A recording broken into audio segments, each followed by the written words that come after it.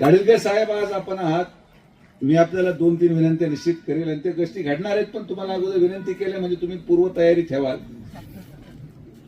की साई भक्त आणण्याच्या दृष्टिकोनातून परिक्रमा एक माध्यम आहे ज्यामध्ये दोन्ही गोष्ट साध्य होतात. बाबांच्या विचारांची प्रसिद्धी देशभरामध्ये आणि त्याचबरोबर शिर्डीचा अर्थ करणारा चालना मिळावी असा एक संयुक्तिक मेळ या ग्रीन अँड क्लीन शिर्डीच्या माध्यमातून घातला जात आहे. माझी आपल्या संस्थांच्या वतीने नम्रपणे विनंती आहे की आपल्याला भविष्य कालावधीमध्ये 2 ते 3 गोष्टी आवश्यक करायच्या आणि आपल्याला कराव्याच लागणार. एक की आपल्या संस्थांचा जो खर्च आहे तो खर्च अशा माध्यमातून व्हावं की त्या खर्चाची परतफेड या भूमीमध्ये जन्मलेल्या माणसाच्या उपजीविकेचं साधन व्हावं, एवढं आपल्याला करायचं. आपण आता एक हॉस्पिटल बांधायचा निर्णय घेतला, बांधू शकतात, काय अडचण नाही, पण ती आज शिर्डीकरांची गरज नाही. आज शिर्डीकरांची गरज आहे की आपण हा विचार केला पाहिजे की जसं आपण एवढं मोठं 298 कोटी रुपयाचं शैक्षणिक संकुल बांधलं, तसंच एक कोचिंग सेंटर 11वी आणि 12वीची ज्याने की एंट्रन्सच्या स्पर्धा परीक्षेमध्ये आपला प्रत्येक मुलगा हा कुठेतरी एमपीएससी पास झाला पाहिजे, या दृष्टिकोनातून कोचिंग सेंटर फक्त आणि फक्त शिर्डी आणि पंचकृषीसाठी आपण उघडलं पाहिजे. आपण दवाखाना उघडला पण त्याच्यामध्ये फक्त 25% स्थानिक लोक लाभ घेतात आणि 75% बाहेरचे लोक. ठीक आहे, त्यांना आजार बळा होण्यामध्ये साहित्य मिळतं, आपली काही अडचण नाही, पण त्यांनी ना शिर्डी ग्रामस्थांचं जीवनमान बदलतं ना स्थानिकांना काही रोजगाराची संधी किंवा रोजगाराचा काय फायदा. संस्थांचा उद्देश भक्तांचा काळजी घेणं आणि त्याचबरोबर शिर्डीची अर्थव्यवस्था बळकट करणे आणि ज्यामुळे ही शिर्डी सुरक्षित आहे या ग्रामस्थांचं मुलांचं उज्ज्वल भविष्य आपल्याला घडवायचं आहे, यासाठी आपण काम केलं पाहिजे. या बाकी सगळ्या गोष्टी प्रसादालयामध्ये आपण मोफत जेवण देऊ राहिले, 25 रुपये केलं पाहिजे, खरंच पेड केलं पाहिजे. तो जो पैसा वाचेल तुम्ही आमच्या मुलांच्या भविष्यासाठी खर्च करा. अख्खा देश इथं येऊन फुकट जेवतोय, भिकारी सगळे महाराष्ट्राचे इथं गोळा झाले, हे योग्य नाही. संस्थांनी हा विचार केला पाहिजे की आपण इथं काय करत आहोत, कशासाठी करत आहोत. तुम्ही चांगलं काम करता याबद्दल काही दुमत नाही, पण निर्णय घेताना सार्वत्रिक विकास. आता आपण एवढ्या 298 कोटी रुपयाचं शैक्षणिक संकुल बांधलं का आपण त्याला दर्जेदार शिक्षक देऊ शकत नाही. केरळातून शिक्षक आले पाहिजे, पगाराला खर्च होऊ द्या, पण 12वी पास झालेला मुलगा एकदम उत्कृष्ट इंग्लिश बोलता आलं पाहिजे, अशा पद्धतीने शिक्षण सुविधा उपलब्ध झाली पाहिजे. काही उपयोग नाही.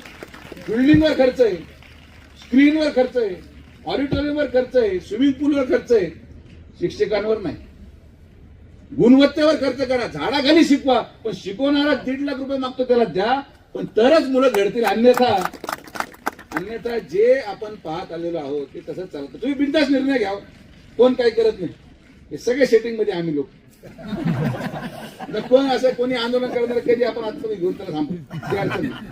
जेव्हा जेव्हा मुद्दा आमच्या मुलांच्या भविष्याचा असेल, शिर्डीमधला कोणीही माणूस, कुठल्याही पक्षाचा माणूस तुम्हाला विरोध करणार नाही.